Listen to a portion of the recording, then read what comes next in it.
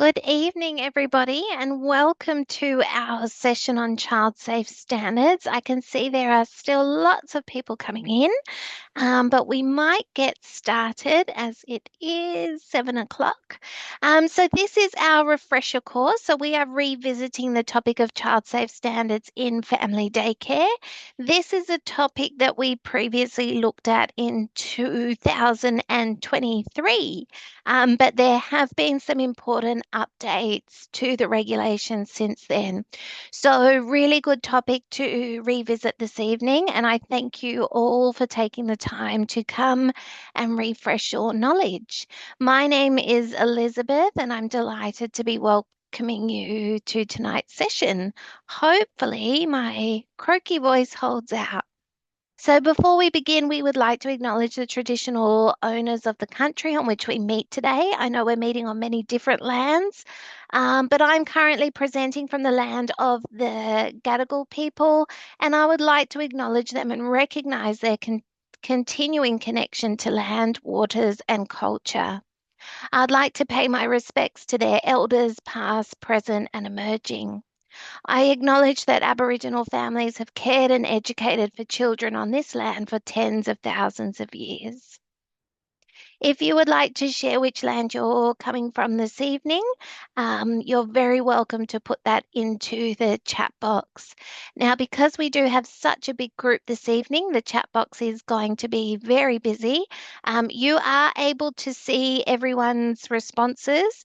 So as I go through tonight's session, I will be asking the group reflective questions.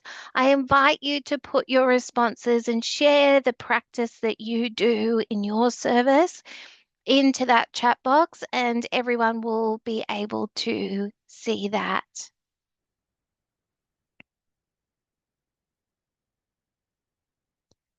Oh, fantastic. Oh, I can see we've got people from everywhere. How great. Okay, so let's get started. So, firstly, I want to acknowledge again, thank you for taking the time to come and update your knowledge this evening.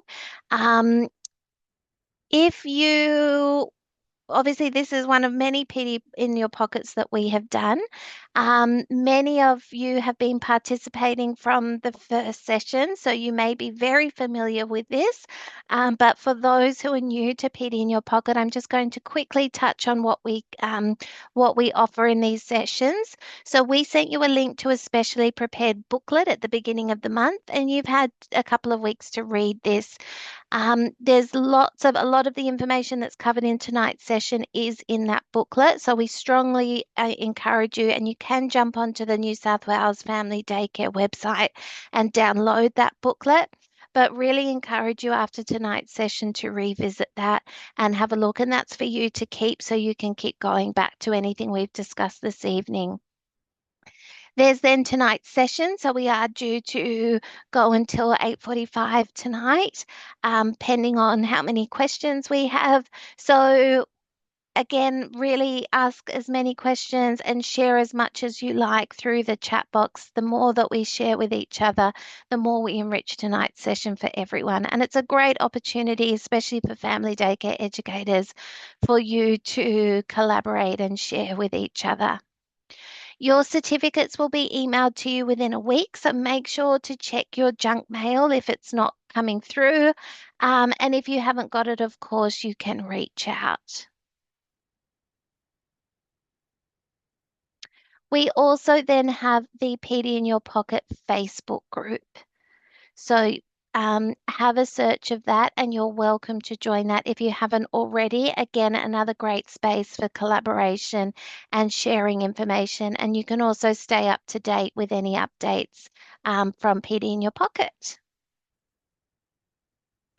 Now, before we begin, it's important to recognise when working on child safety, the need for self-care and support is imperative when dealing with such sensitive topics.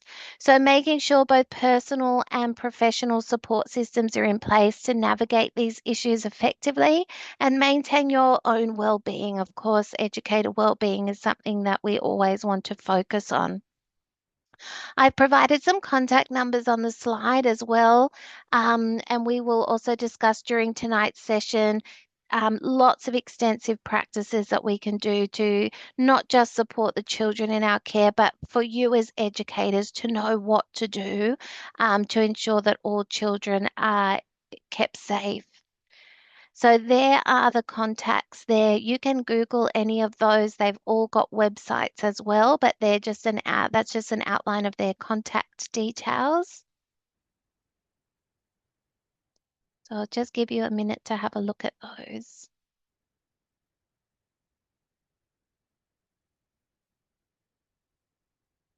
Oh, I've skipped ahead. Okay, so in tonight's session, what are we covering? We're going to review the child safe standards, have another look at those, look at the laws and regulations, any updates. And since we presented this in 2023, there have been updates to the regulations. So we do need to have a look at that. How to become a child safe organisation, have a bit of a deep dive into the 10 child safe standards, looking at the online child safe self-assessment tool, an excellent tool to use as educators, and then resources to support compliance and best practice. You'll notice in tonight's session as well, as we go through, there's going to be lots of QR codes. So have your phone ready. Lots of great things to download in tonight's session that you can come back to and have a closer look at later. There is so much information in this package, and there's so much supportive information out there for educators. It would be impossible to fit it all into a 90-minute PowerPoint presentation. So that's why we really utilize those QR codes to support you in where to find additional information. Okay, you may remember we asked some questions when you registered for this session, and this is what we learned from you. The first question was, are you aware of the child safe standards? And it's wonderful to see that 88% of you were aware of the child safe standards. 11% of you knew a little, and only 1% were not aware of the standards. So great outcomes there. Fantastic to see that a massive 95% of you currently implement the child safe standards. 4% would like to, and only 1% don't currently implement. When we asked how confident do you feel about applying the child safe standards in your FDC service, 54% said very confident. 41% of you understood what was required, and 3% were not really sure of what is required, and 2% not confident at all. So that's still good numbers with 54%, but really great that you're here this evening. And hopefully by the end of tonight's session, everyone's feeling a lot more confident in that area. Does your service have a child safe policy? And we had 97% of you saying yes, which is fantastic. And we will look a bit more in detail at policies later on.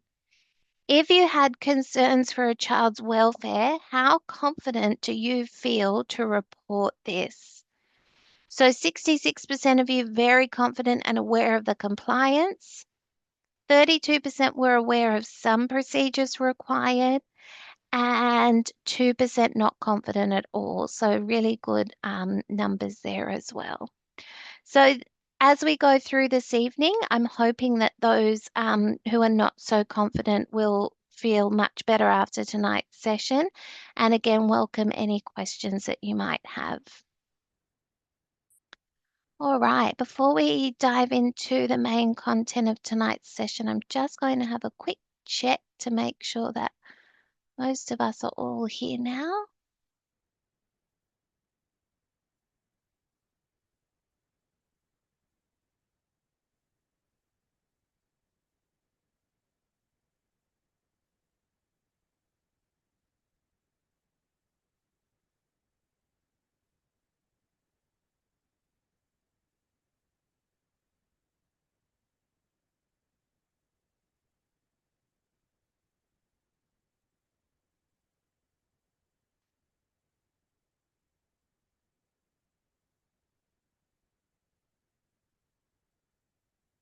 Okay, looks good.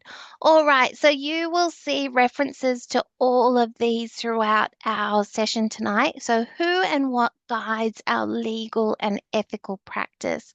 Now, I'm sure as family daycare educators, you're very familiar with all of these on the screen here. So, we've obviously got our ECEC laws and regulations, we've got our child protection legislation, Children's Guardian Act, Office of the Children's Guardian.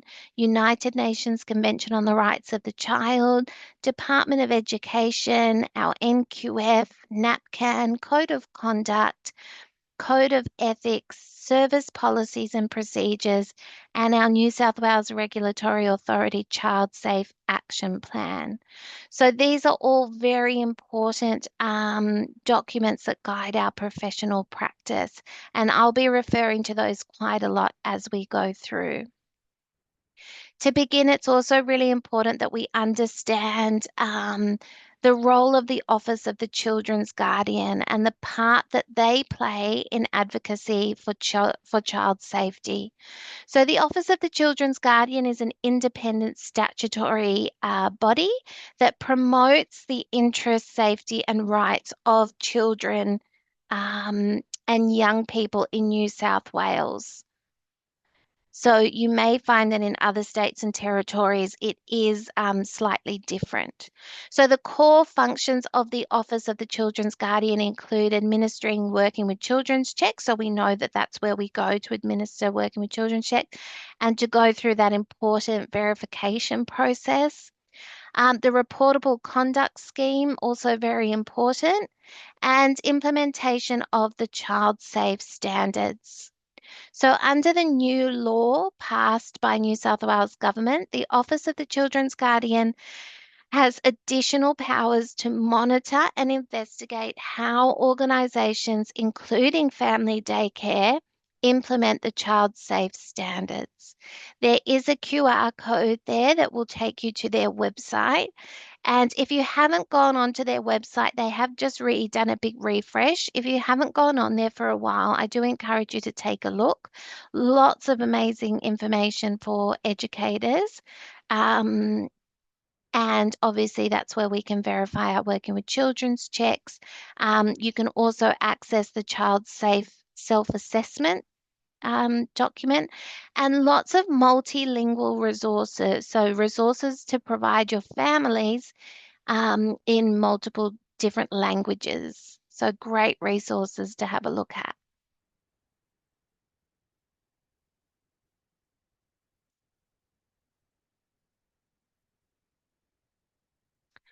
Okay, let's have a look at what the child safe standards are.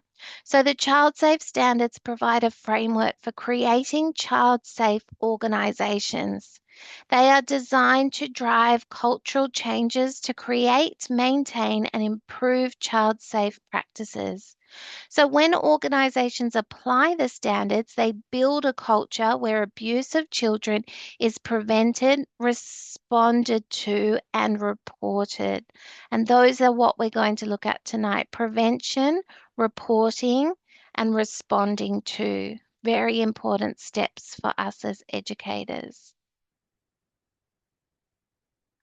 Why do we have the child safe standards? So, way back, going back 10 years now, in 2015, the Royal Commission completed their investigations into child sexual abuse in institutions like early childhood, like family daycare, long daycare, preschools.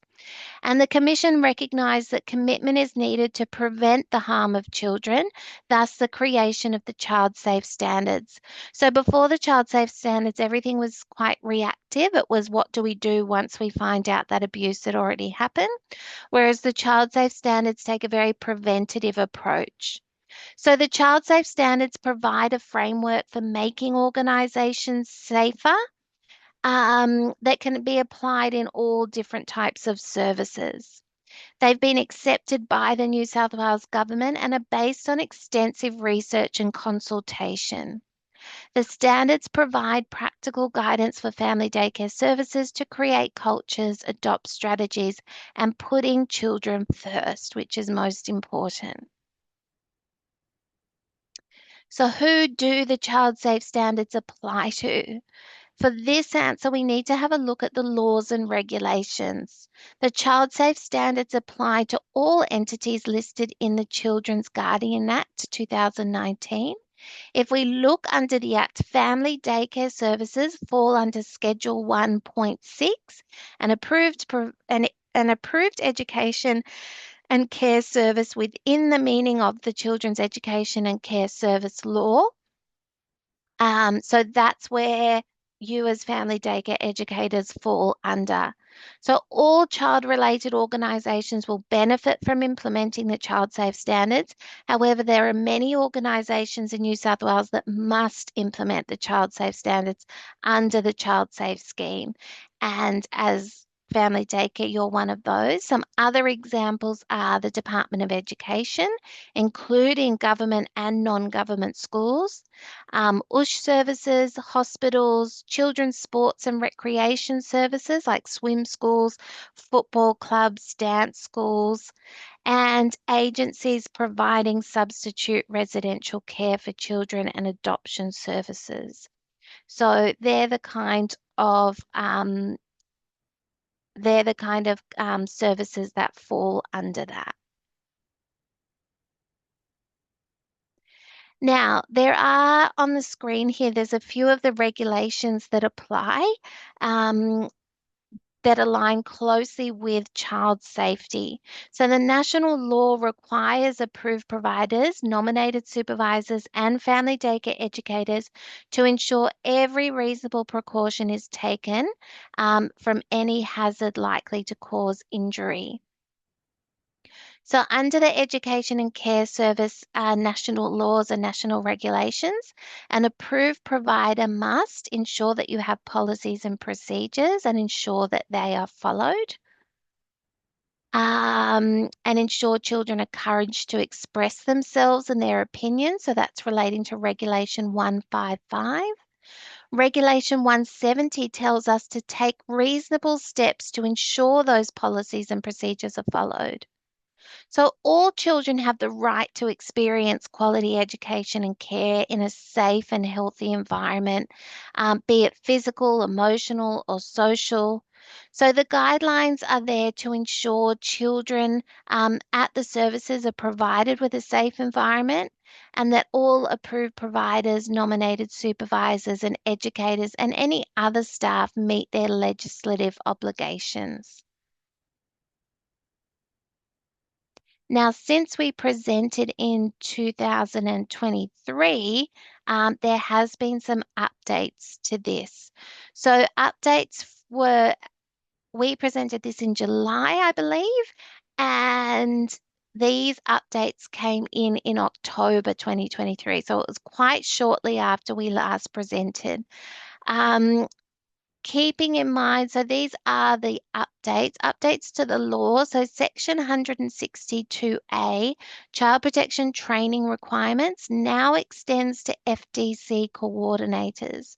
So person in day-to-day charge and nominated supervisors to have child protection training, they have now added FDC coordinators to that.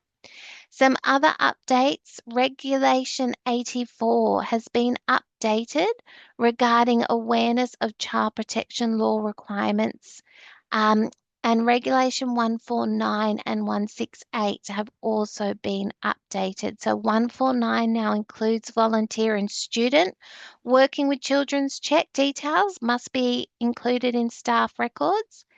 And 168, they have new requirements around the content of policies and procedures. So let's have a closer look at those now. Just keeping in mind the changes to the law and regulations 84 and 149 are relatively straightforward. They're just extending on the existing requirements, whereas Regulation 168 was a bit more detailed. So we will have a look at that as well. So this is in the highlighted section is the new addition. So 162A, child protection training. Each family daycare coordinator employed or engaged by the service that has been added. Also with Regulation 84, you can see they've added down the bottom there C and D, a volunteer and a student. So that applies to must ensure that person specified knows the existence and application of the current child protection law and any obligations that they have. And then 149, the new section, a record of the identifying number of the student or volunteer's current working with children's check. So that's now been added into Regulation 149. And then 168, the updates are a bit more detailed. So you can see here the new sections are highlighted. Providing a child-safe environment, including matters relating to the promotion of a culture of child safety and well-being within the service. So they've now linked that child safety and well-being to child-safe environments, and the safe use of online environments at the service. And we know that that's very prominent now, the use of technology, whether it's the children using iPads or devices in the service, or whether it's us using different technologies to share information with families like websites or apps. So we really needed to address the safe use of online environments. We've also got dealing with complaints, including the provision of a complaint handling system at the service that is child focused, and the management of a complaint that alleges a child is exhibiting harmful sexual behaviours. So they're quite new. The provision of a complaints handling system at the service that is child focused. So complaint handling needs to be child focused, and the management of complaints where it alleges a child is exhibiting harmful sexual behaviours. So we're going to go into that in a bit more detail later on. You can ensure that complaint handling policies are child focused, and matters relating to complaints are handled correctly by first of all, describing how children's safety, health, and well-being is the key priority. You can discuss notification processes to the relevant authorities, such as reportable conduct scheme, child protection. You can include how families' feedback is welcome into all aspects of the service's operations, including any complaints they may have.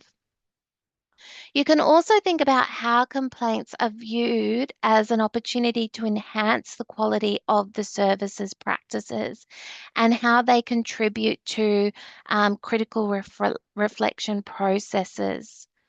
So making sure that when we are dealing with complaints and concerns that we're always focusing on the child's best interests. So there are a couple of ways that we can do that. ACEQA has actually released updated guidance on the changes under Regulation 168. So there are resources, including updated policy and procedure templates, all on the ACEQA website. Here's a screenshot of them here. I really encourage in your own time to review these policies and procedures, review them compared to the ones at your service, dealing with complaints and providing a child-safe environment, because they are those key updates that we've seen since this was last presented. So great fact sheets there. That's just a screenshot of the first page of each of them, but you can certainly find the full documents on the ACEQA website.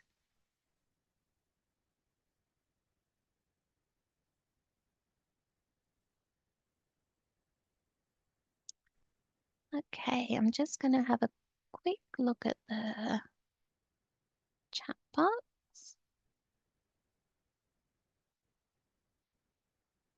Okay, so someone's just asking, working with children's check for 18 years or over? Yes, that's correct.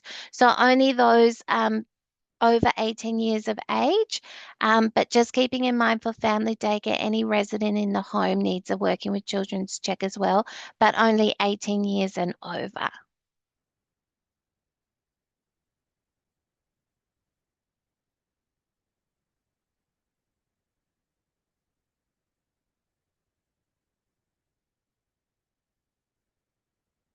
Okay.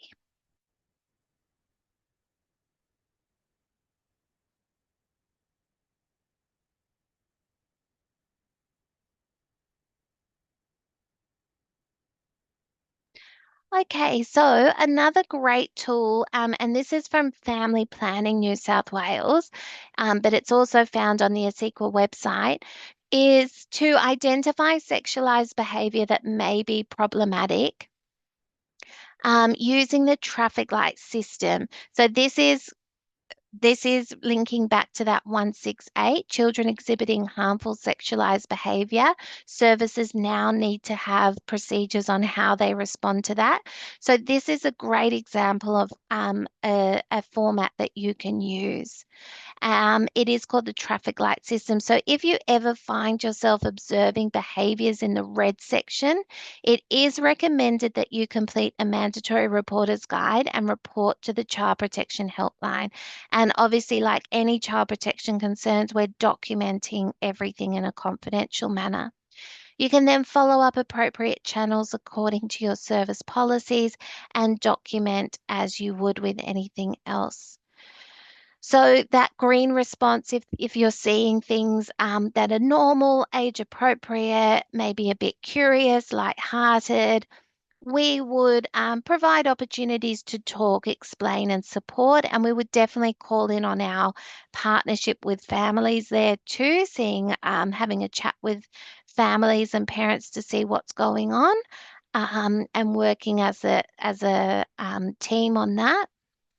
In the yellow section, so if you start to see sexualized behaviors that are slightly outside the normal behavior in terms of persistency, frequency, maybe age and ability, then we look at we may need to monitor and provide some extra support. And at that stage, you would definitely be engaging the family to have a conversation around that.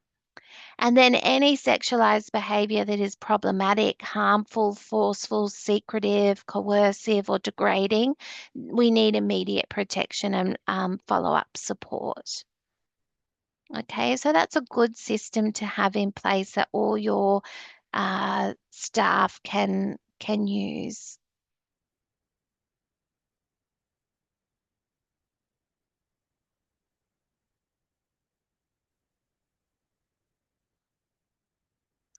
So, as we know, since 2023, it has been a legal requirement that all FDC operators must comply with child safe standards in their service. And this also includes if you have children in your home before and after school.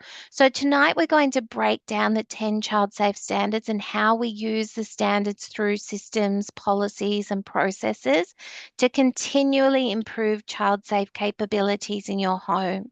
So we will also create a roadmap on how to get started. Now, when organisations do not comply with the child safe standards, keeping in mind now they are a legal requirement and have been since 2023, so it's not something that we can opt in or opt out on. It is a compliance measure, and when they come for assessment and rating, they will certainly be checking in on how you meet those requirements. So when organisations aren't complying with the child safe standards, the OCG, the Office of the Children's Guardian, can issue a compliance notice to the organisation, accept an enforceable undertaking. So that's like a written agreement in which you would agree as a service to improve child safe systems, policies, and processes, and they would set a particular date as to when they would want that done by. So you're kind of saying, yes, okay, I'm not doing what I need to be doing, but I agree that by this date, I will ensure everything is in place. If an organisation fails to comply with a compliance notice or enforceable undertaking, the children's guardian may commence issuing fines. But just keep in mind the goal of the OCG is to work with organisations to be compliant. So it shouldn't be scary. It's all about improving. And at the end of the day, we all want what's best for the children to keep them safe. So just keeping that in mind. Because I know as soon as you hear that, the compliance word, we can sometimes get quite overwhelmed and nervous and worried. But they're just there to support us and help us in our best practice.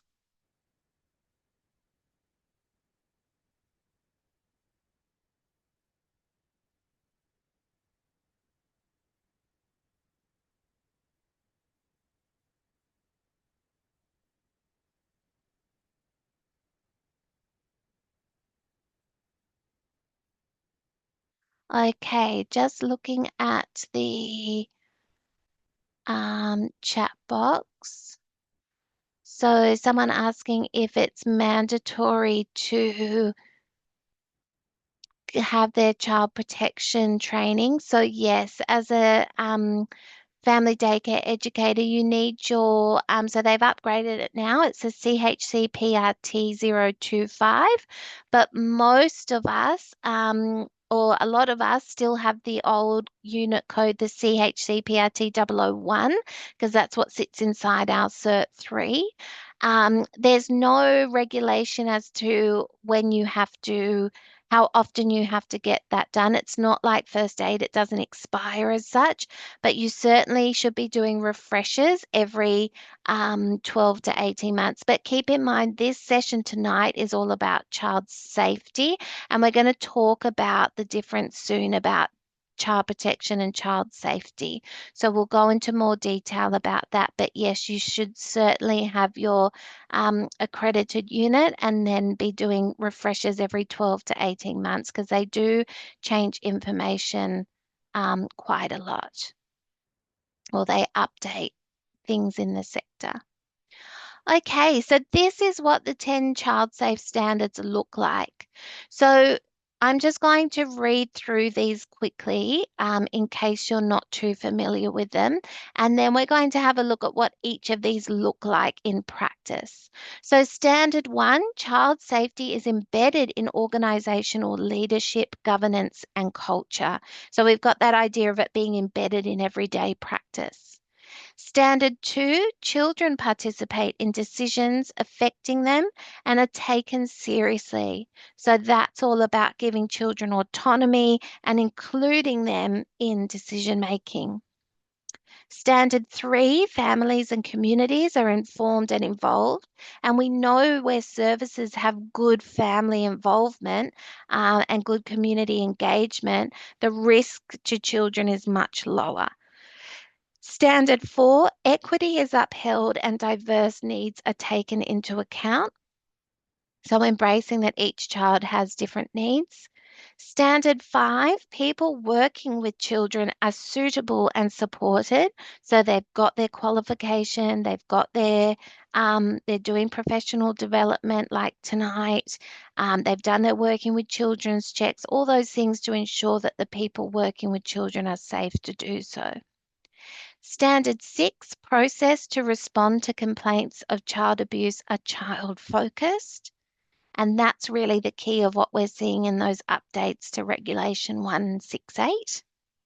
Standard seven, staff are equipped with the knowledge, skills, and awareness to keep children safe through continual education and training. Standard eight, physical and online environments minimize the opportunity for abuse to occur. Standard 9, implementation of the child safe standards is continuously reviewed and improved. And Standard 10, policies and procedures document how the organisation is child safe. So the good thing is that the standards are flexible, and that's great news for family daycare educators as your context differs from other early childhood education services. So, Guide to the Child Safe Standard. These guides are available to download from the Office of the Children's Guardian website, and implement the Child Safe Standards in USH is also there as well. So, two great documents. You can scan those QR codes if you like. That one's from the Department of Education. So the Guide to the Child Safe Standards and Implementing the Child Safe Standards describe what it means to lead, to be a leader of a child safe organization, how it involves, how to involve children in decisions that affect them, what policies and procedures you should have, how child-friendly reporting processes help ensure children are safe. So these are wonderful guides that also give you an idea of performance evidence. So that means what the standard should look like in action and what behaviors you might see when this is implemented effectively. So lots of practical examples there too. They also have excellent reflective questions to help identify any gaps. So if you are doing some critical reflection at the moment, or preparing for assessment and rating, or just doing a bit of a audit on your practices, those reflective questions are a great idea.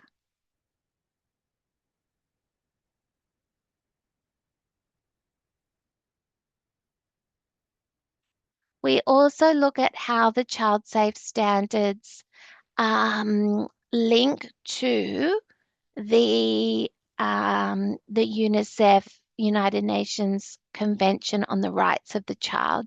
So the Royal Commission's outcome on child safe organisations is underpinned by Article 3 of the Rights of the Child. So Article 3 states all organisations concerned with children should work towards what is best for each child. The child safe standards are a benchmark against which family daycare services can assess their child safe capabilities and set performance targets. So they should be read holistically, not in isolation, as there are overlaps. So standards can cut across but be relevant to other standards. So even though, there's 10 separate standards, try and look at them holistically as well. That's quite important. And they're designed to be principle based and focus on outcomes and changing workplace culture. So it's not about setting strict rules that must be followed or specific initiatives that must be implemented. This is to enable the standards to be dynamic and responsive and be flexible to the changing needs of the organisation. Okay, so another great document that guides our professional practice. So let's look at how these standards have been designed to positively impact our service. They have been designed to drive cultural change. So after tonight's session, if you're thinking that there's a lot that you might not be meeting in your service, then that's what it's there for. It's there to drive cultural change. If you feel that your service needs a big shift, then this is here to support you. And driving cultural change in family daycare services, when we say cultural change, it means encouraging all employees to consistently deliver those child protection goals and values of child safety. Be principle based and outcome focused. So let's think back to the 10 standards that we just looked at. And there's a series of tangible practices that we can see that we do daily in family daycare. And the outcomes of this should be measurable. So, for example, a new employee code of conduct is implemented. So that's something that we can actually see and show an assessment and ratings officer. If you did the self-assessment tool, which we'll show you in a little bit, that would also be a great new practice to do. Be flexible enough so they can be adapted by organizations of varying sizes and characteristics. So they're not just for big schools and they're not just for small family daycares. You can adapt them to many different types of services. Avoid placing undue burden on an organization. So it's not there. It shouldn't be creating a lot of additional stress or work. It should be something that you are able to implement without too much additional work. Help organizations address different risks, balance that um, act of caring and caution, and be a benchmark against which other organizations can assess their child safety capabilities.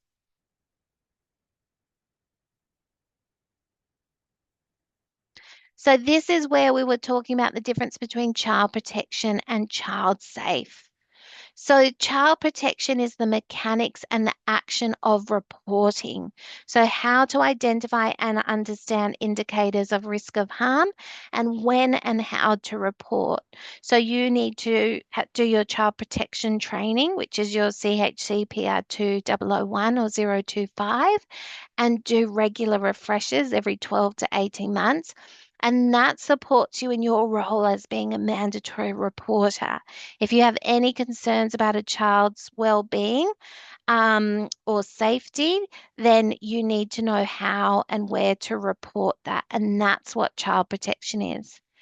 Being child safe means creating a culture of child safety within your organization so that harm and abuse are less likely to happen. So it's more of a preventative organizational approach.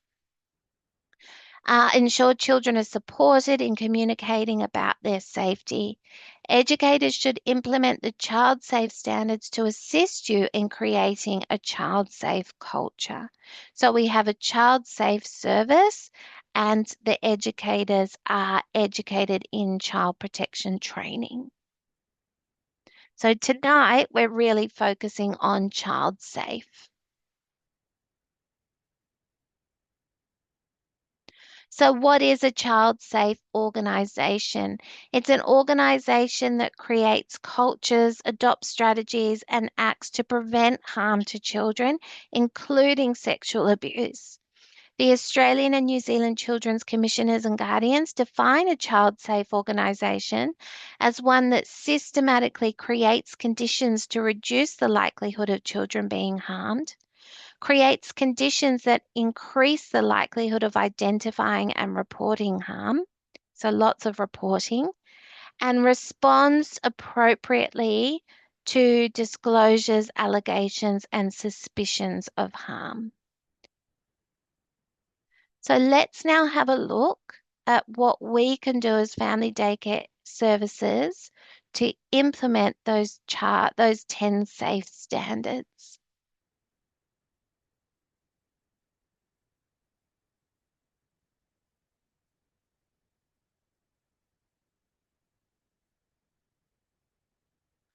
So, standard one, child safety is embedded in organizational leadership, governance, and culture. So, a child safe organization is committed to child safety, and this is demonstrated in its leadership, in the way the organization managed and is how they're managed, and by the day to day activities it carries out. So, a child safe organization's culture drives the way things are done and how issues and risks are managed.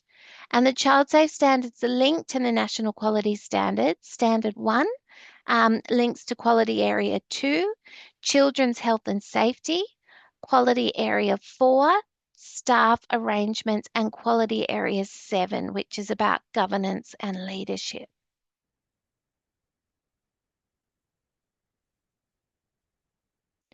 So, standard one, it's all about leadership, and leaders play a vital role in creating and maintaining a culture where children's rights and safety are prioritized. So, they ensure that all staff understand that keeping children safe is everyone's responsibility. They make sure staff know what is expected of them.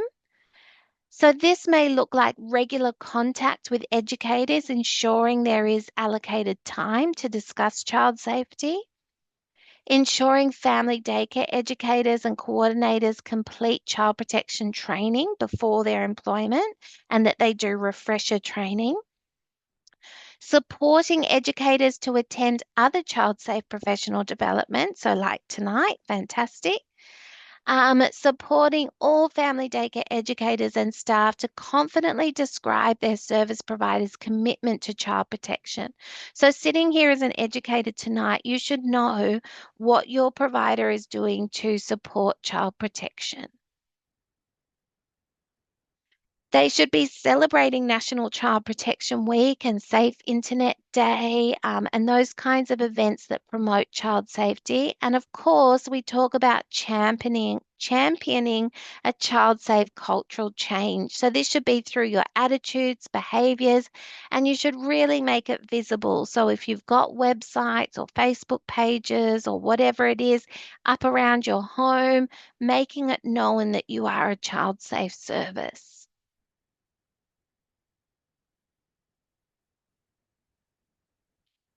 So, something to reflect on, our first reflective question for tonight, and there'll be one of these on each of the areas.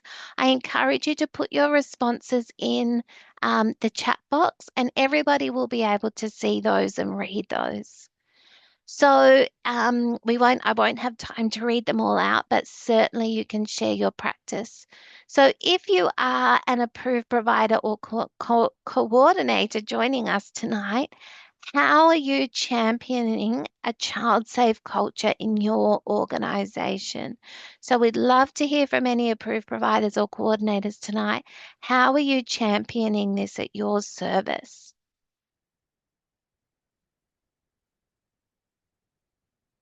And it might be something as simple as child safety is embedded in everyday practice. Policies and procedures are regularly reviewed. You have a code of conduct that all staff need to follow. The culture at your service creates it hard. It creates it, makes it more challenging for abuse to occur.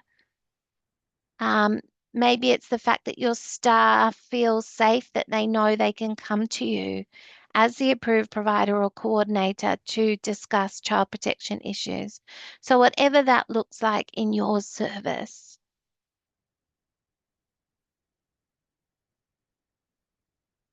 So you're welcome to keep adding those in. I can see fantastic practices coming in. Amazing. So many good ideas.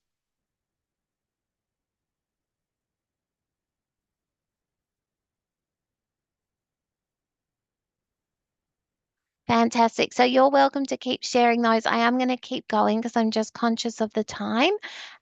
We've got lots to get through, but that's so good to see that practice coming through. So, standard two, children participate in decisions affecting them and are taken seriously. Now, children are safer when organisations teach them about their rights to be heard, listened, and believed. A child safe organisation actively seeks the opinions of children and, when doing so, considers their age and development and maturity and understanding and their ability to communicate. So children are encouraged and supported to regularly contribute to decisions that affect them. And we know the first thing we learn in child protection is always believe the child. So let's look at some examples of opportunities that we could give children to feel encouraged and empowered. We could introduce children to their own protective rights by respecting their physical space and only touching them when necessary or appropriate.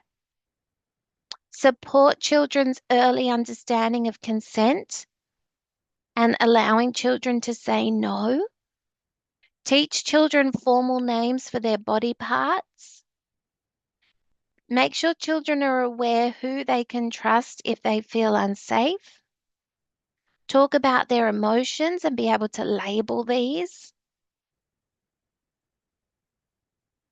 And ask children if they feel safe in their educator's home, and if not, how they could feel safer. Okay, so this really is linking to our EYLF being, belonging, becoming outcome 1.1. Children feel safe, secure, and supported. There's a clear link there. A great activity you can do is the Five Finger Safety Network. So you may have heard of this before. You ask children to trace their hand and name 5 people they feel safe to talk to about anything.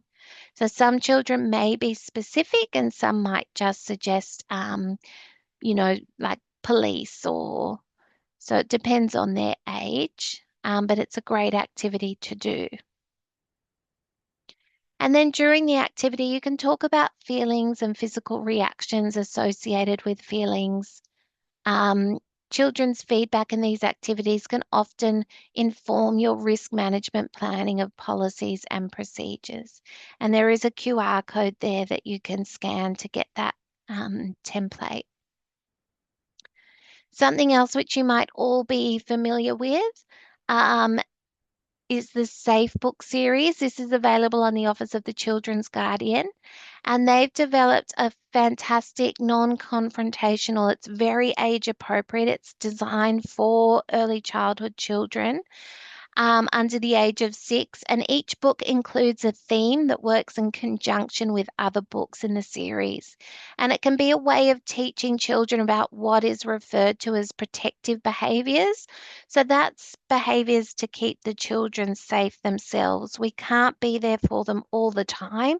So the best thing we can do for them is to guide them in keeping themselves safe, knowing what it feels like when we're not safe and knowing who we can trust.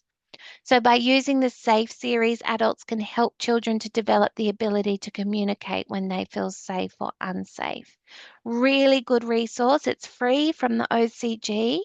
I do recommend getting parent permission or at least letting parents know if you're going to implement something like this in your service, just so they're aware, because the children might go home with lots of questions and new information. And if the parents aren't expecting that, it's always good to have that partnership, isn't it? Have the parents on side and share the resources with them so they can do it at home as well.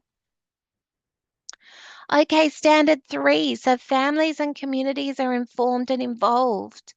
Staff in child safe organisations understand that parents, carers, and other important people in a child's life have the primary responsibility, and we consult with and invite parents to participate and even people in the broader community to promote the rights of the child.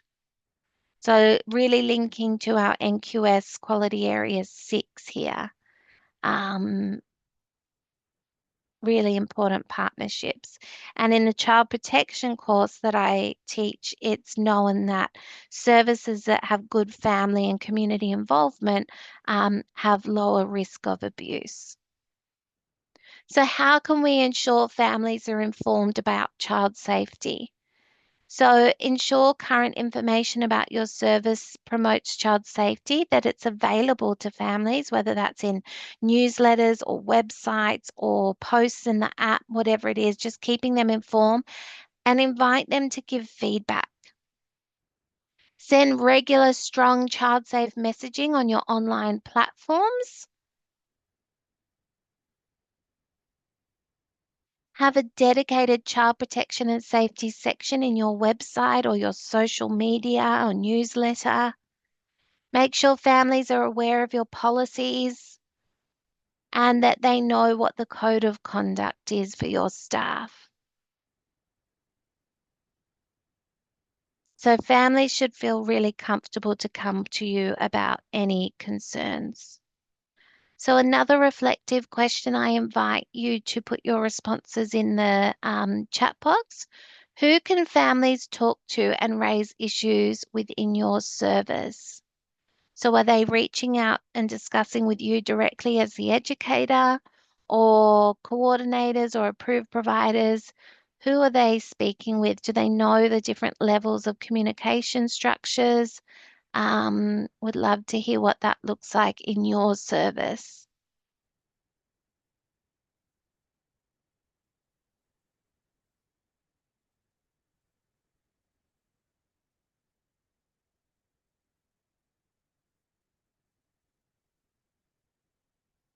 Okay, great. So lots of people saying directly with the educator and some saying FDC office coordinator, supervisor, nominated supervisor. Great. Fantastic. So as long as they know who they can go to. Standard 4, equity is upheld and diverse needs are taken into account. So, a child safe organisation provides culturally safe and child friendly services. It pays attention to equity by taking into account children's diverse circumstances and also their abilities. So, a child safe organisation recognises that all children are vulnerable, but some are more vulnerable to abuse than others. So, being open to that and making sure that's all understood. Lots of links to the NQA there. So, general child safe policies and procedures sometimes overlook the need of culturally diverse children and young people. And the Royal Commission found that these children can experience heightened vulnerability because of their circumstances and require a more considered approach. For example, First Nations children may be less likely to disclose about abuse because of lack of cultural safety or fear of authorities based on historic experience of systemic racism and abuse. So, applying the child safe standards allows organisations to pay particular attention to the cultural safety of children. Organisations are encouraged to engage with communities to ensure that their child safe approach reflects the diversity of the children and communities.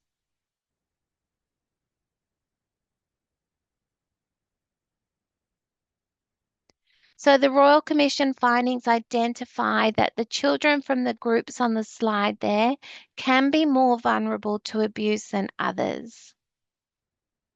So just taking a minute to have a look through those.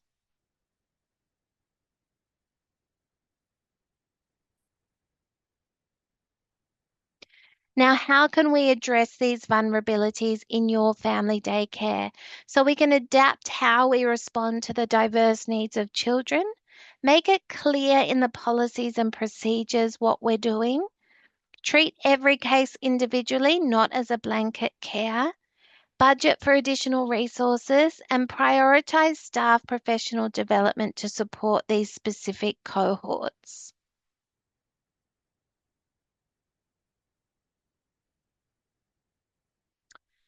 Okay, standard 4, we can look at how we can promote an inclusive um, environment for the children in your care and what opportunities we can provide them to participate to their full potential based on their individual needs. So ensure you are aware of and discuss the range of diversity at your service. We can ensure the physical environments are suitable for different cultures and abilities. Celebrating events to highlight Aboriginal culture and history, like our NAIDOC Week, Reconciliation, National Apology Day, celebrating your land, so where you are. Celebrate diversity and significant cultural festivals, so whether that's Day of Persons with Disabilities, Lunar New Year, Ramadan, all those different wonderful celebrations that we can share. And of course, developing our reconciliation action plan. So, standard 5, people working with children are suitable and supported. This standard is about your human resource management, including screening, recruitment, and performance reviews, plays a vital role in protecting children from harm. So, child safe organisations make sure child safety is prioritised when selecting and managing staff. They recognise that a verified working with children's check is important and other screening processes are used. So, when it comes to your education and care service recruitment processes, what steps can be taken to ensure that we keep children safe? So we need to ensure that we maintain an up-to-date record of working with Children's Check, keeping in mind that they are valid for 5 years. So we need to verify them and then make sure that they're renewed. Provide additional safeguards. So making sure that all members of the household are working with Children's Check. Ensure all staff or volunteers receive appropriate induction. And many service providers now have induction checklists, which are an excellent idea. So that any volunteers or students coming into the service have a good induction process. We make sure children and families are informed about any changes. Ensure you're aware of reporting requirements, and that's why it's good to do that refresher every 12 to 18 months. And code of conduct is an excellent thing to have in your service to make sure that all of you as educators are responding in a consistent way when there are concerns.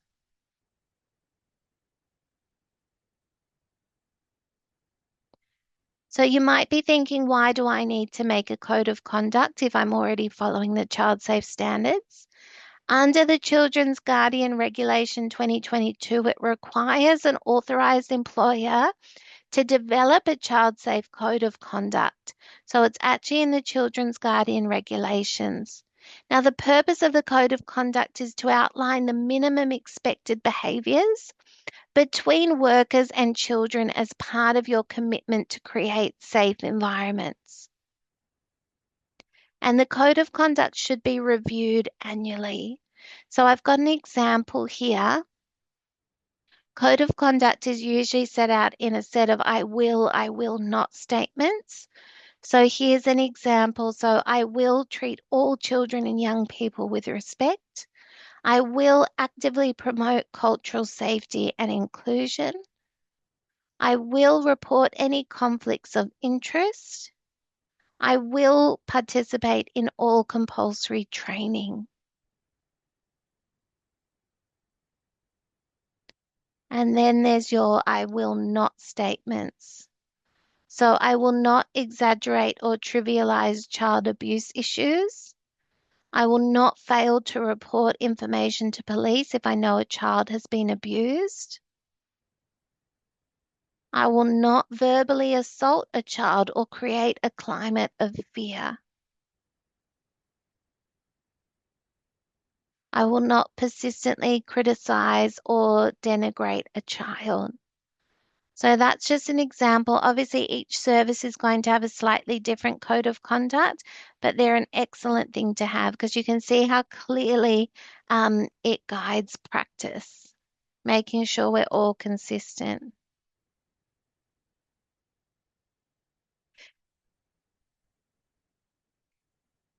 Now, if you need further support with a code of conduct, there is a code of conduct template and guide, both available on the OCG website.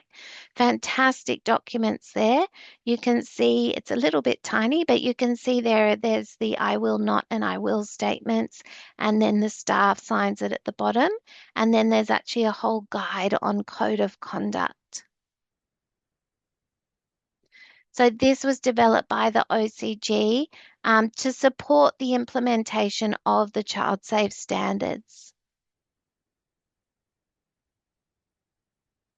And it explains how these different behaviours, unacceptable and acceptable, can be tailored to different organisational contexts. So you can contextualise it to your family daycare service. Okay, another reflective questions here. How does your service demonstrate a commitment to keeping children safe? And what are the expected child safe behaviours that can be included in your child safe code of conduct? So an example of that might be, I will not take or share photos of children without express written permission from their parents or carers. And you might say, I will be involved in yearly updates of the Child Safe Code of Conduct and self-assessment, or I will monitor use of online material and put procedures in place to stop children from accessing inappropriate material. So there are some examples. If you have any other examples, you're very welcome to add them into the chat.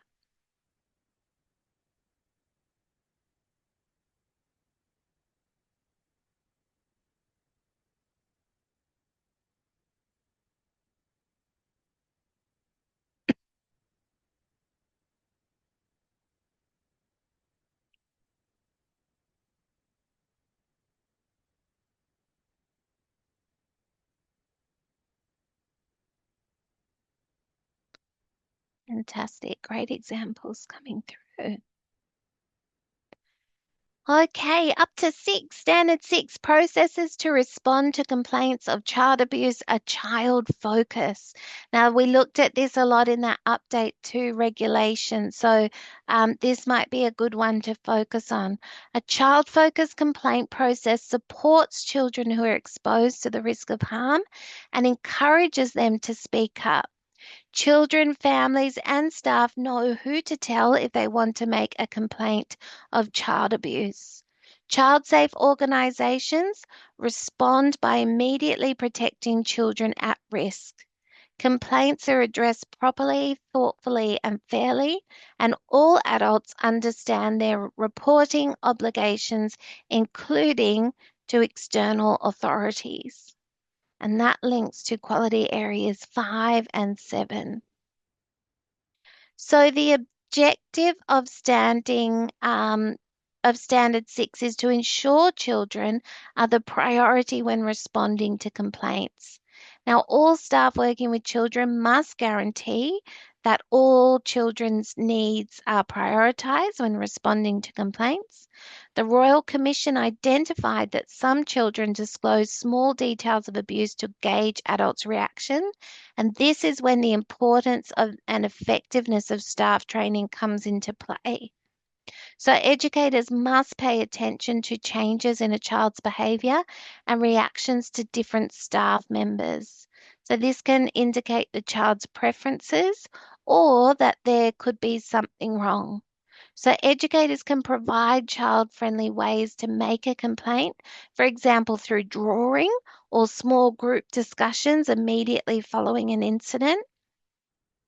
Providing children with opportunities to engage in these conversations will also help support their developing understanding of social justice and advocacy for others.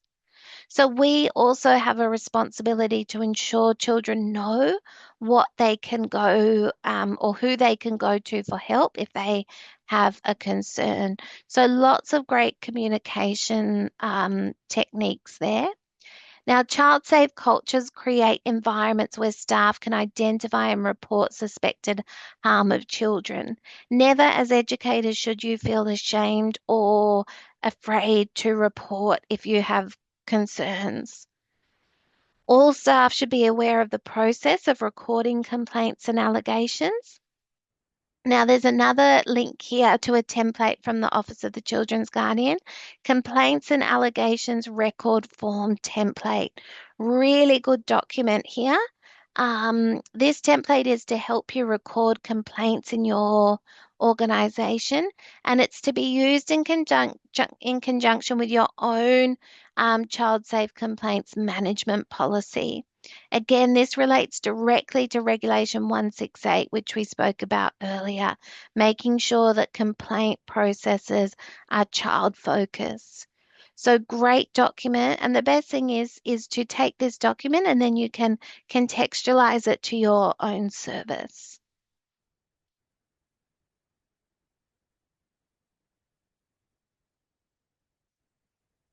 When it comes to complaints and reporting, this is an excellent poster, again from the wonderful OCG, to have on display at your service.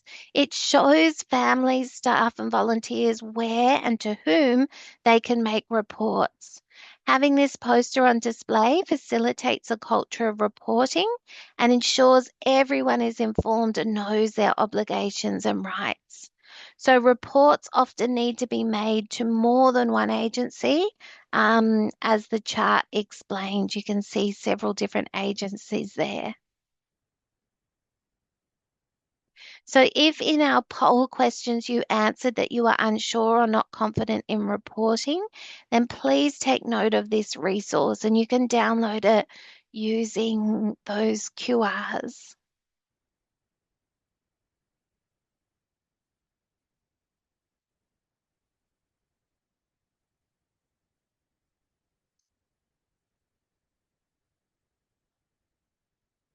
Okay, standard 7.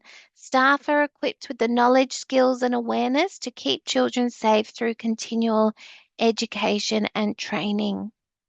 So, a child safe organisation should encourage continuous learning and provide staff with training opportunities, just like tonight. So, some ways that you can ensure your abilities around child protection are up to date. Again, making sure that you are subscribed to newsletters from the OCG, and they will update you. There's a lot of free training available, and there'll be some QRs to that training later on.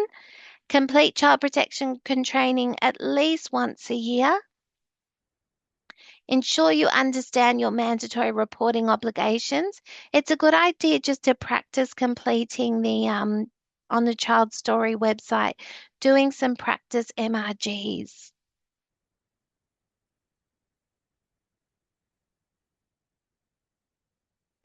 If you're an approved provider or a coordinator, you could support your educators by ensuring that you cater for their learning styles. So, having whether it's face to face or online, different learner needs, considering language and cultural issues when planning training. Keep a training register. So, who was present at what training on what dates? And then ask for feedback from your educators. What would they most like training on? Standard 8 physical and online environments minimize the opportunity for abuse to occur. So a child safe organisation adapts its physical environment, but so that abuse is less likely to occur. But we need to make sure this is happening in online environments too. So who has access to children? Who do children have access to?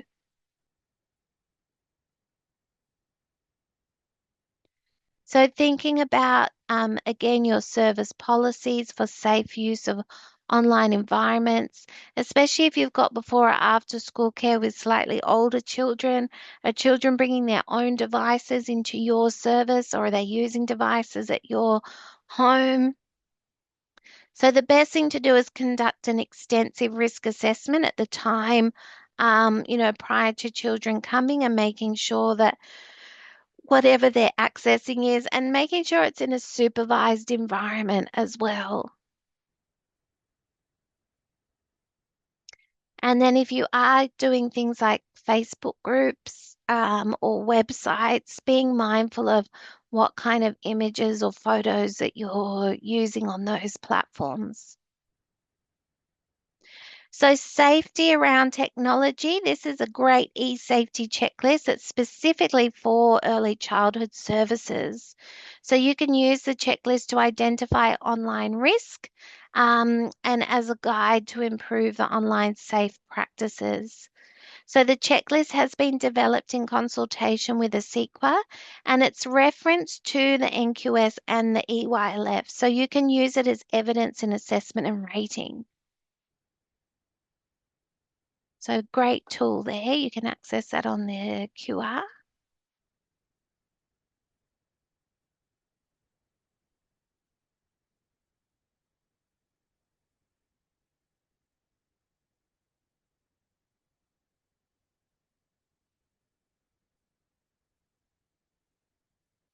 Okay, Standard 9, implementation of the child safe standards is continuously reviewed and improved.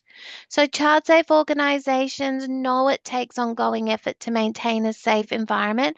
Look at us. So, just since 2023, just within a couple of years, we're already having to do a refresher because there's been updates.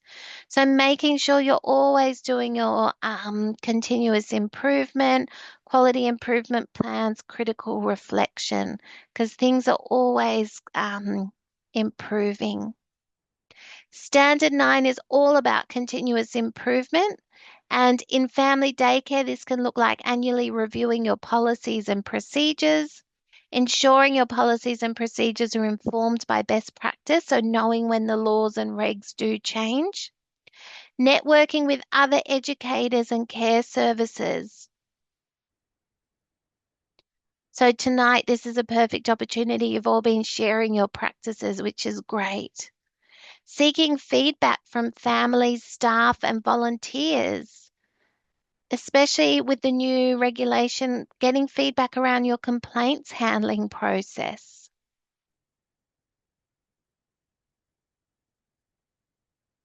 And for services where there may be staff working alone, like in FDC, giving particular attention to the review and continuous improvement around effective risk management is also very important. And the last one, Standard 10, policies and procedures. We know how important they are. Policies and procedures should be relevant to an organisation and reflect the child safe standards. So they're championed by leaders, they're understood by staff, and available to the community in accessible formats and languages. Now, policies and procedures on child safety, there's a list here. You may have been thinking that there's just your child safe procedure. Or policy, but actually all these policies on the screen here link to child safe practices in a way.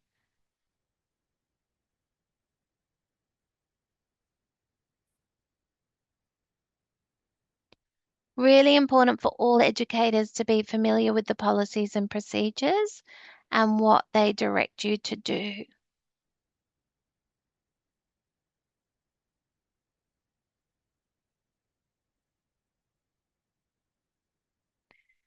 And again, the OCG has given us a wonderful child safe policy template. So keep in mind this is child safe policy, not child protection policy, slightly different. But a great template that you can use. And you can access that. You can see it links to all the legislation, the laws, um, related documents, really good template there. So, what are some things we can do to ensure staff and families understand the policies? Holding an information night is a great idea.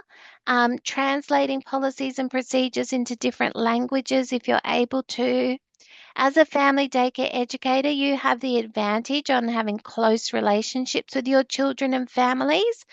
So you may choose to have a one-on-one conversation and having it as part of your induction process.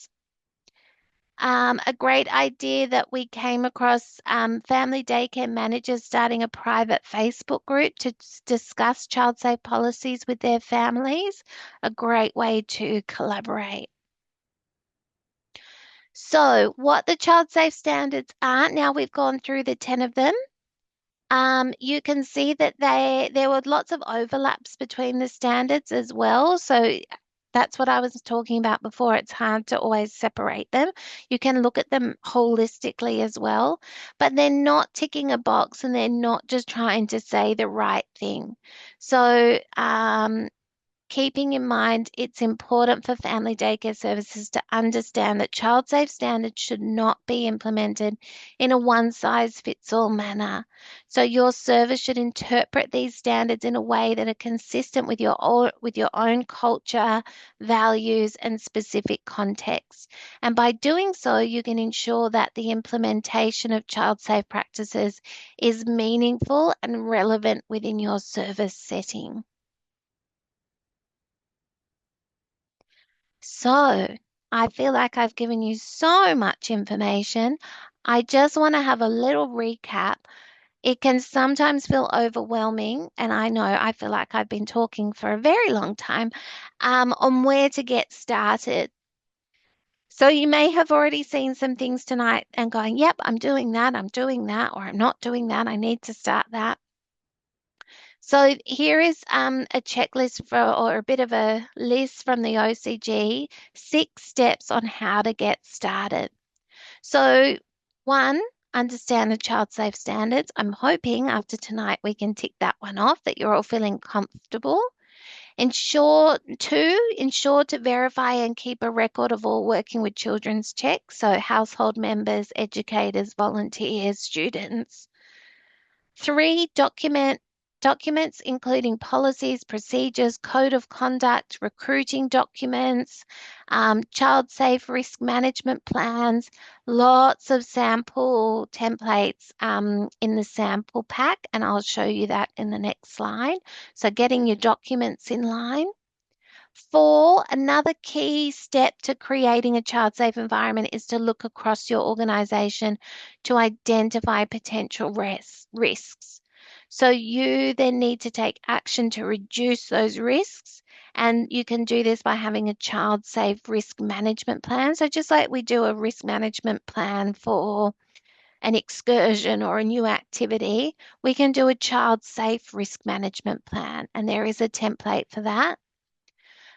5, promote and publish your statement of commitment. Ensure child safety is top priority and have it really visible. So display your child safe standards, posters, empower children to speak up, make sure it's in your newsletters and your social media, making sure it's really visible.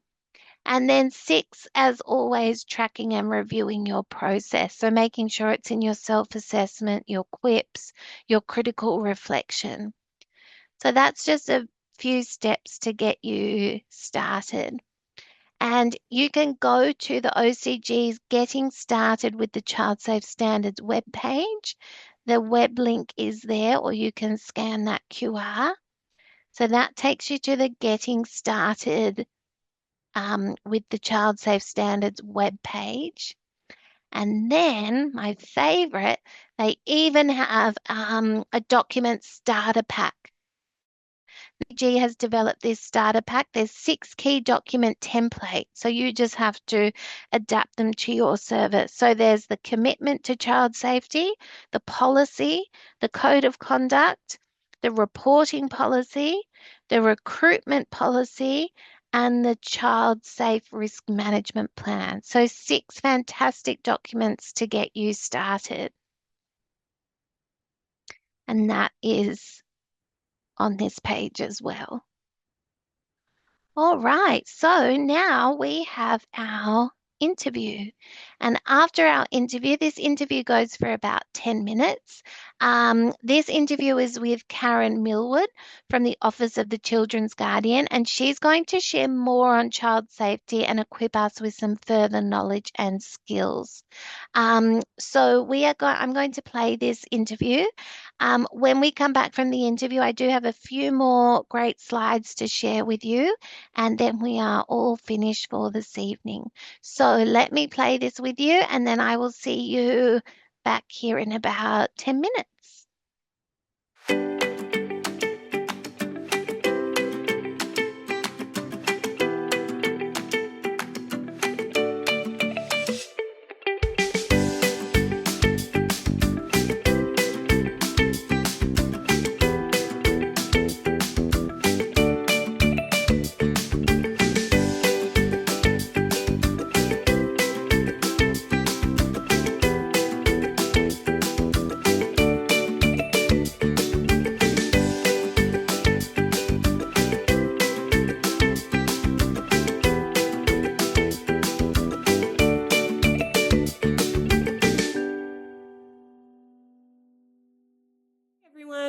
for joining us today for our interview. I'm very pleased to introduce Karen Millward. And Karen is a team leader at the Child Safe team for the Office of Children's Guardian. She's here today to share some knowledge and strategies in implementing the Child Safe standards into family daycare services. So a very warm welcome to you, Karen, and thank you so much for joining us. Hello, thank you, everyone. My name's Rachel and I'm joining you from Gadigal country. Can I ask where you're joining us from? I'm on Dharawal land today. Wonderful. So to start off, could you tell us a little bit more about the Child Safe standards and how they were created? Yeah, the Royal Commission into Institutionalised Responses to Child Sexual Abuse started in 2012 and ran until 2017. So it was 5 years where 42,000 calls were handled, more than 25,000 letters and emails were received at the Commission, and over 8,000 private sessions were held. There were more than 2,500 referrals to authorities made during and at the end of the Royal Commission.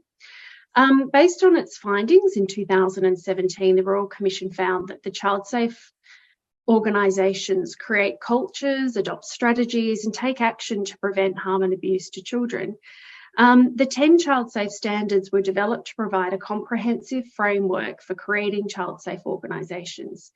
If you'd like to learn more about the Royal Commission, how it was established and a bit about the process and the findings that they made, we have a podcast on our website, podcast number 1, and one of the Royal Commissioners actually speaks to us about his experience.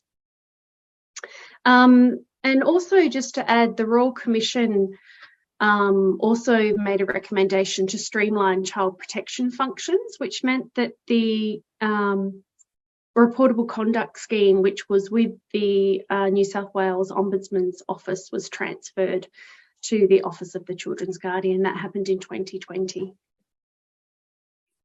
So we also know that the Child Safe scheme commenced on February 1st in 2022, and enforcement of the standards started on the 1st of February 2023.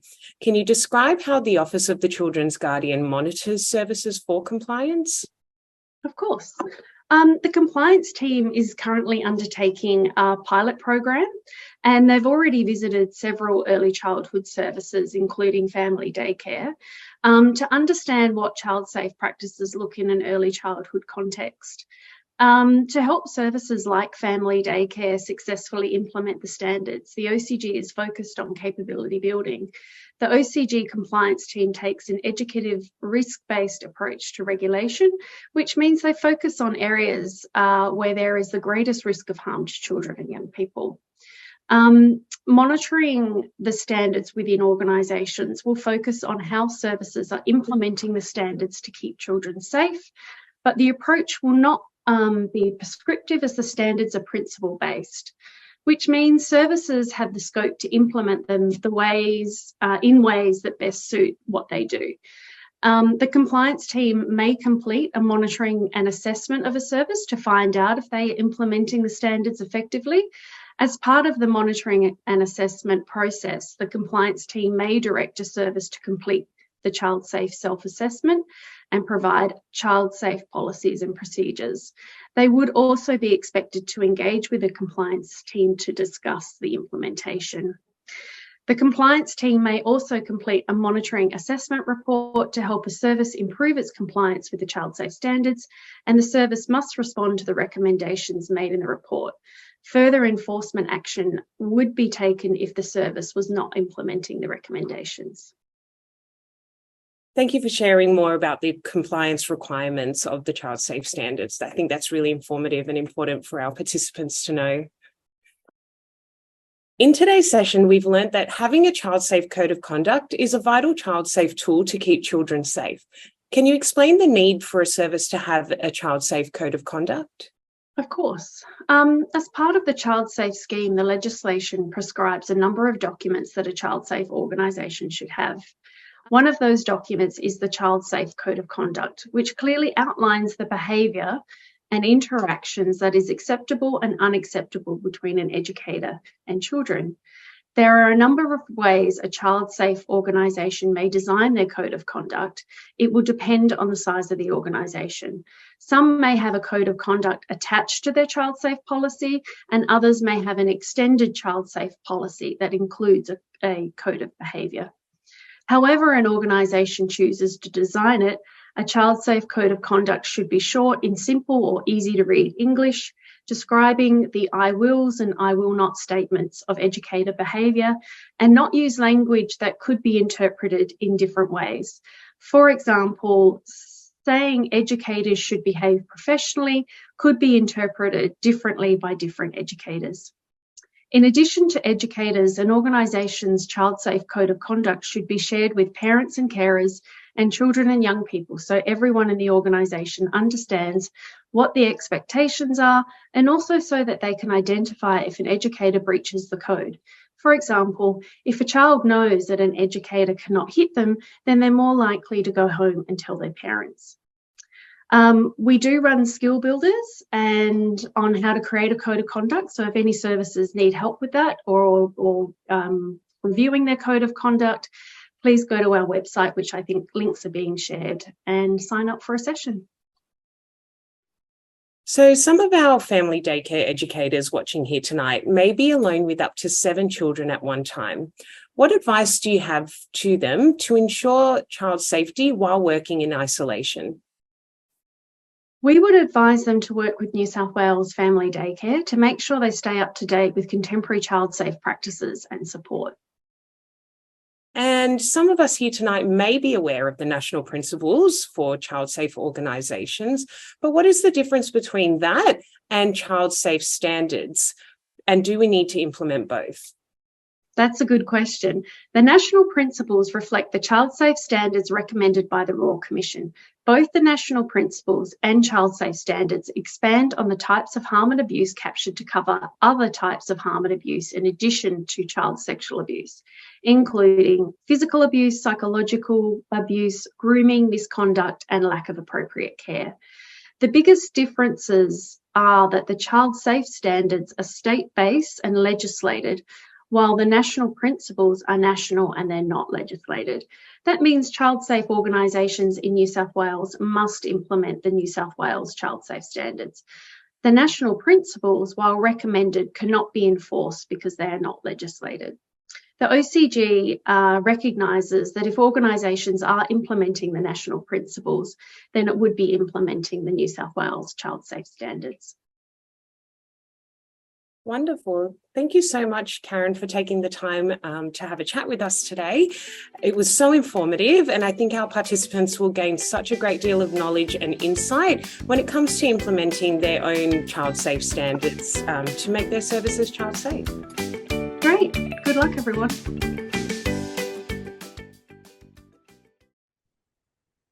Okay, so I hope you enjoyed that video. It was the same interview as the one that we did in 2023, but a really good refresher, especially around the child protection, around the child safe standards. So that is great. Everyone back on? Yes. Okay, so we've just got a few more slides to finish up this evening. Now that we've got more of an understanding of the 10 child safe standards, a key framework we need to be aware of that was mentioned in the interview is the national principles for child safe organisations. So you may have seen these before, and as you can see, they are very similar to the standards that we have covered tonight. That's because the national principles were derived from the standards. So the national principles have a broader scope that goes beyond child sexual abuse to cover other forms of potential harm, such as psychological, emotional, physical, and neglect. So national, of course, means Australia-wide, where the child safe standards are specific to New South Wales. However, both the New South Wales child safe standards and the national principles describe the necessary elements for child safe principles. So the OCG considers that if you are implementing the national principles, you will also be implementing the child safe standards. So just to avoid any confusion, the national principles for child safe organisations embed the child safe standards recommended by the Royal Commission. And the national principles aim to provide a nationally consistent approach to creating organisational culture that fosters the child's safety and well-being.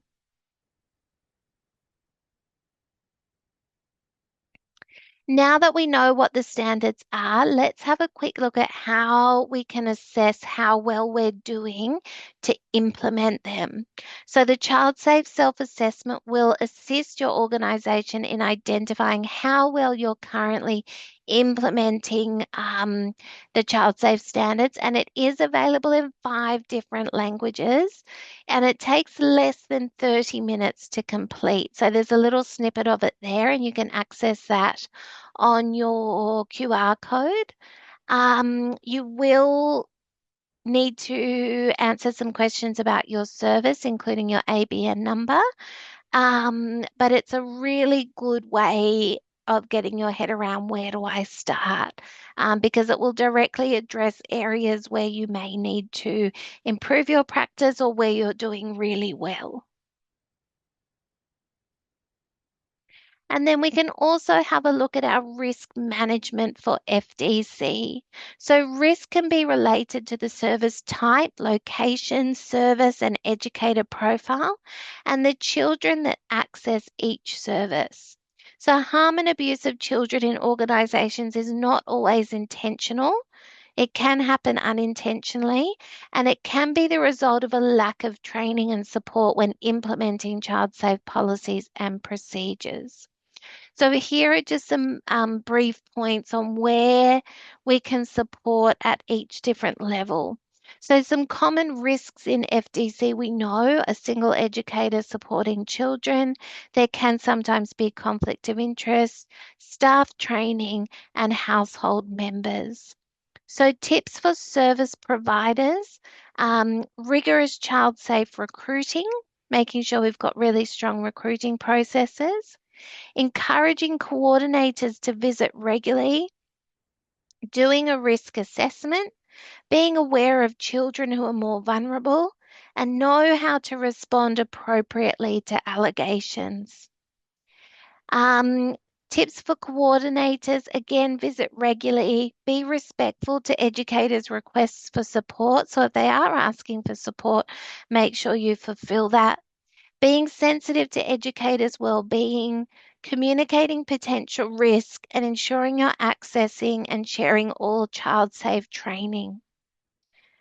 Ensure that, and then tips for educators: ensure you're regularly updating your child protection training, follow FDC requirements for supervision, use support networks, and take care of yourself.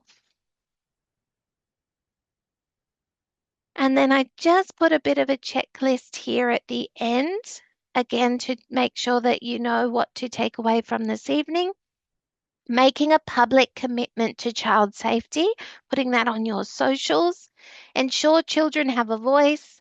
Have a child safe policy, which is going to be slightly different to your child protection policy. Implement your code of conduct. Ensure you have a current working with children's check. Have a child-focused complaint handling policy, and that's probably the key change that we're going away with tonight. A child-safe recruitment induction policy, and a child-safe risk management plan, which you can use the OCG templates for. Now, as I mentioned at the start, there was so much information that we wouldn't be able to get through it all in a single webinar. So please jump onto the OCG website. If you have some specific questions or need additional help, you can also contact a child safe officer. So they are there to provide support to early childhood services, and you can contact them. That's their email address, or you can also go to the website. And the OCG is about to, it is April. They have launched, they should be up by now. Free webinars and face-to-face just released in April 2025. So again, go to the OCG, the events page, if you want to continue learning more. And then there's lots of documents, as we've mentioned tonight, lots of handbooks and guides that you can go through. And you really can, when we put this package together, you can go down the rabbit hole for hours, I find, once you start looking. Lots of great information. And if I've got anyone here tonight that loves a podcast, there is a great podcast too available on the OCG Policy and Practice in Focus, Child Safe Podcast Ministries. Miniseries. So really good podcast there. You can access it on that QR, and it's on Spotify and Apple as well.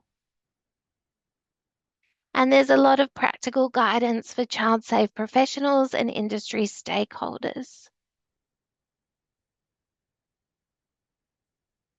Now, the last really important thing to touch on before we finish up for tonight, and we're right on time.